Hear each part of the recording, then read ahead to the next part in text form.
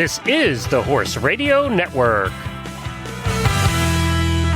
This is episode 1301 of Horse Tip Daily, your almost everyday morsel of helpful hints, useful facts, and practical techniques for horse folks.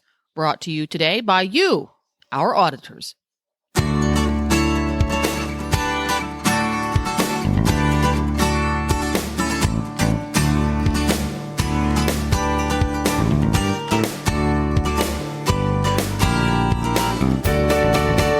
Greetings, horse people. Coach Jen here, and thanks for tuning in to Horse Tip Daily. This time, I get together with Maddie from Weatherbeta USA for a little chat about fly sheets. What are fly sheets supposed to do? What are fly sheets made of? How do fly sheets fit? What kind of fly sheet should I get? All those questions will be answered, and we'll get right to it right after this from one of our auditors. Hi, this is Gina Moronic from Wisconsin, and I am an official Horse Radio Network auditor, something I'm really proud to do and to be a part of in a small way because it's something that I get a lot of information from. The Horse Radio Network and the convenience of the downloadable podcasts means that I can improve my horsemanship skills, my riding skills, or just really enjoy listening to friendly, informative programming whenever I'm driving to work or working on chores or at the barn even. So I hope you find it as enjoyable as I do. If you do, go to horseradionetwork.com and click on the banner to become a Horse Radio Network auditor. For as little as $1 a month, you can be involved in this great thing too and keep it going. Thanks.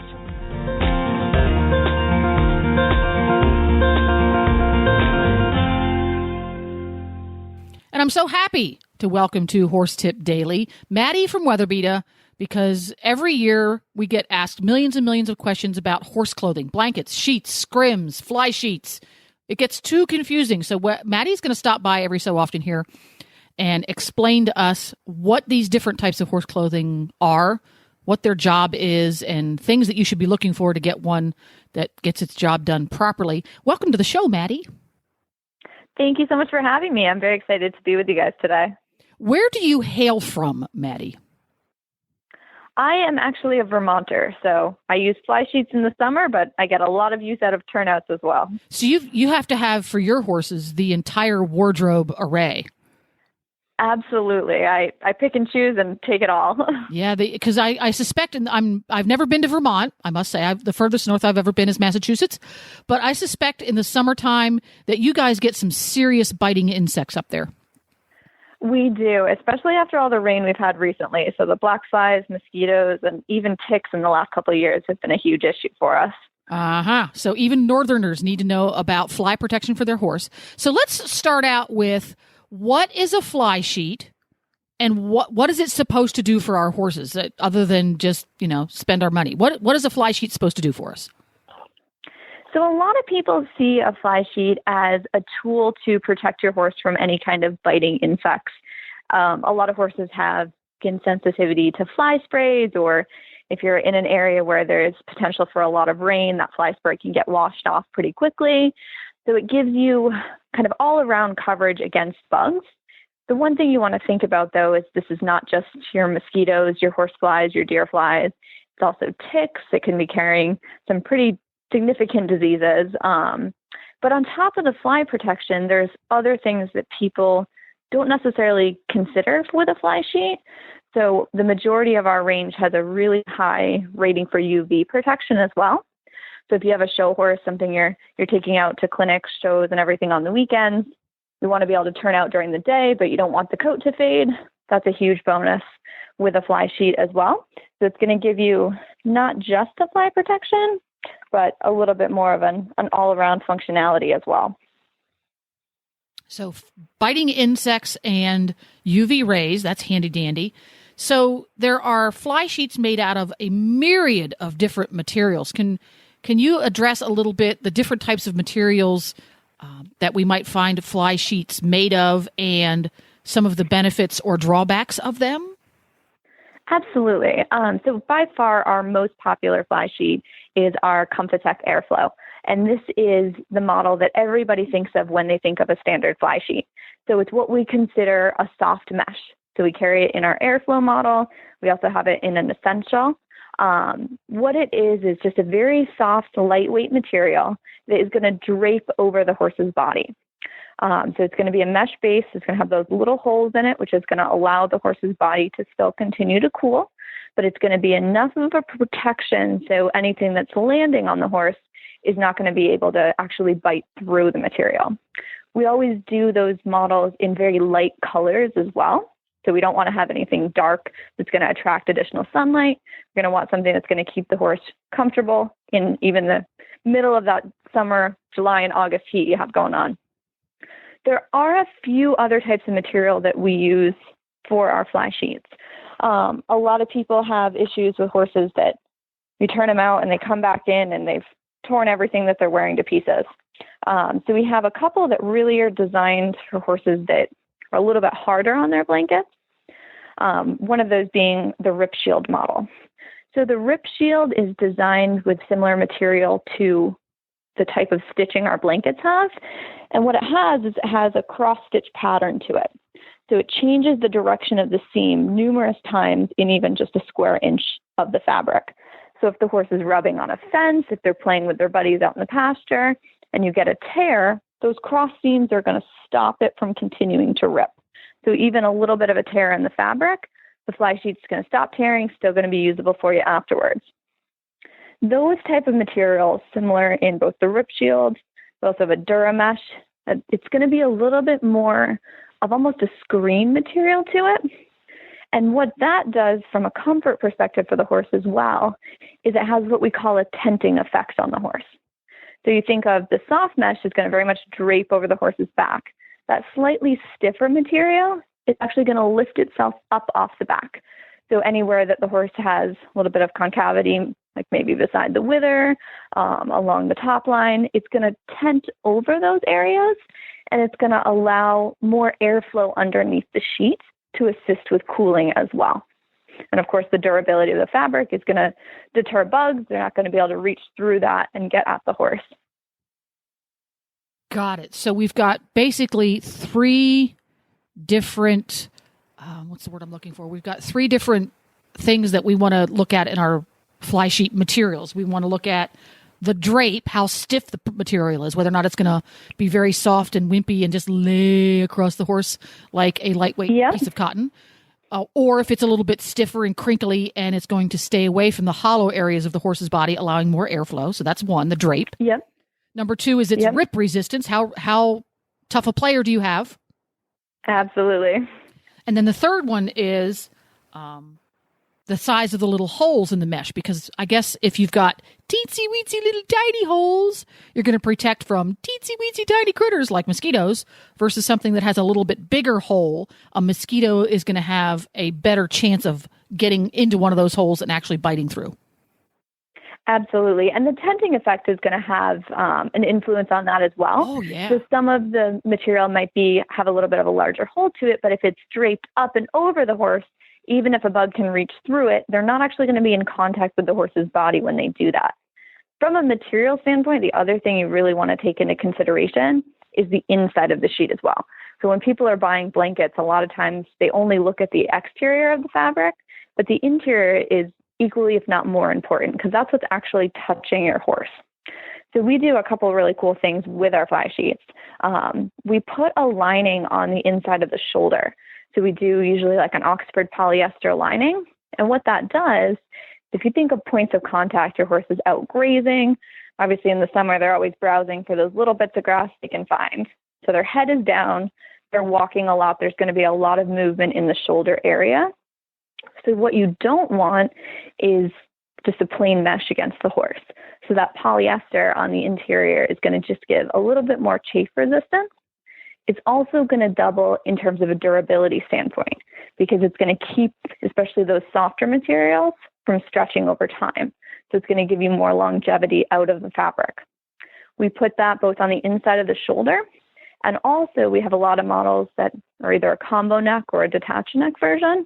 We put it up on the underside of the mane as well. So if you're using it for photosensitivity or for UV protection, you obviously want to take it off and have your show horse look 100% still. So we put it in any of those areas that are going to have higher friction. Or you don't want frizzies. No frizzies. Exactly. It's no fun to braid after that. The other thing you want to think about too is you want something that's easy to put on and off with the clips. However, with a fly sheet, it's a very lightweight fabric. So if you have a really heavy, bulky clip on the front of that, it's going to drag the blanket down and it could compromise the fit. So a lot of our blankets, we have just 2 single snaps in the front or quick clip closures that are not bulky or heavy.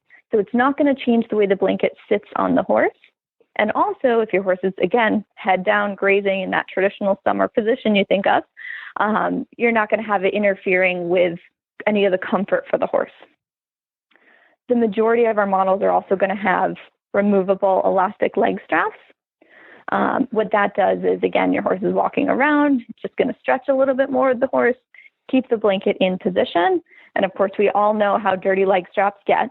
So having something you can take off, hose down, throw in the washer, it's going to be a lot easier to maintain and keep clean for you. Excellent. Now, I noticed that you can get fly sheets with the fly sheet mesh going under their tummy, so it has a belly band, or you can get them with just regular surcingles. Why would a consumer choose to get a belly band or not?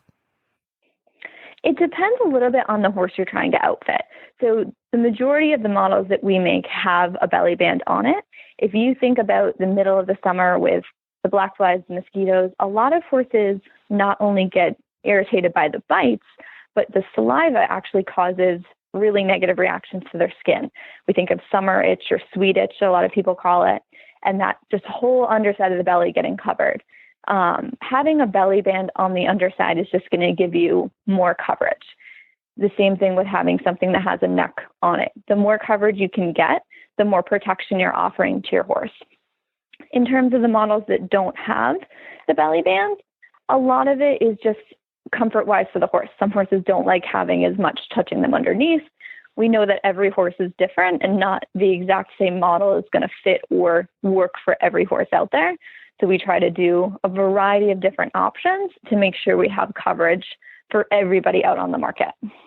There we go. I really cannot imagine our pony PT Scooter putting up with something under his tummy. He's like the princess of the bee. Oh, don't touch.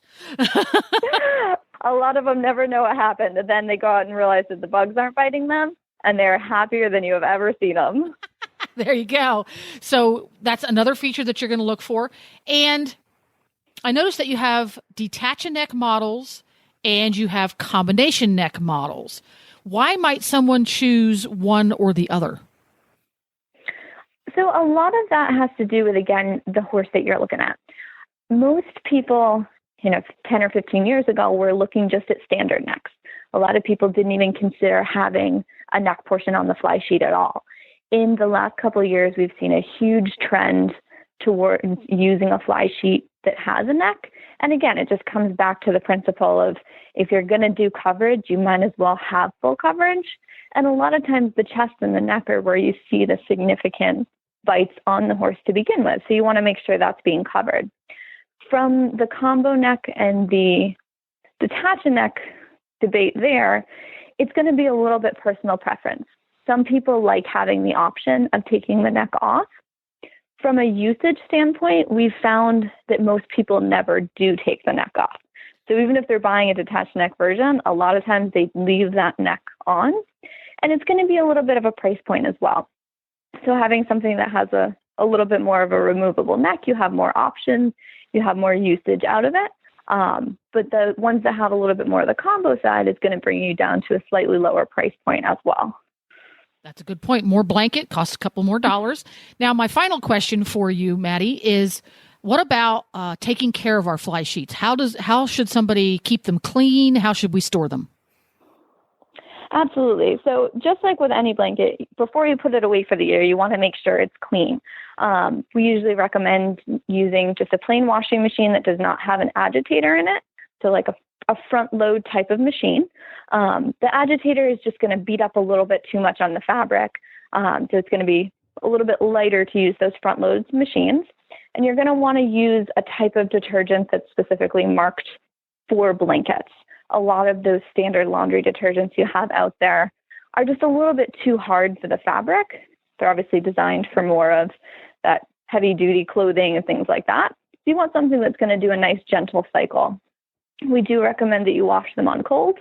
A lot of people, especially with the fly sheets, will just kind of take them out back, put them over a fence and hose them down, which is certainly a fine way to clean them as well. And then storage-wise, depending on kind of where you're at, we always have the reusable bags. So you store your bag in your tuck trunk for the summer. At the end of the summer, you throw your blanket in it, put it at the bottom of the trunk, pull it out again whenever it starts getting warm in the spring. There we go. So that's sort of Fly Sheet 101. And for folks who have more questions or they want to look at beautiful pictures of horses wearing fly sheets and decide which kind their horse wants, where can they find out more information about WeatherBeeta fly sheets? Absolutely. So we have our WeatherBeeta website, just weatherbeeta.com, and that's going to have the full range of fly sheets on it. And then we also have the opportunity to ask questions on there. So they go right to our customer service representatives. If you have questions about models or makes or anything like that, we're always happy to help you out and point you in the right direction. Perfect. Thanks a lot, Maddie, and we'll talk to you again soon. I think the next time we will talk about anti-sweat sheets and scrims, because we are in full tilt show season here in the United States, and you see a lot of horses standing around with those on. So stay tuned to Horse Tip Daily, everybody, and that's what our next topic will be. Well, there you have it, everybody. This podcast was made possible through the generous support of our auditors. Who are auditors? They're listeners like you who help support Horse Radio Network programming because they find value in it.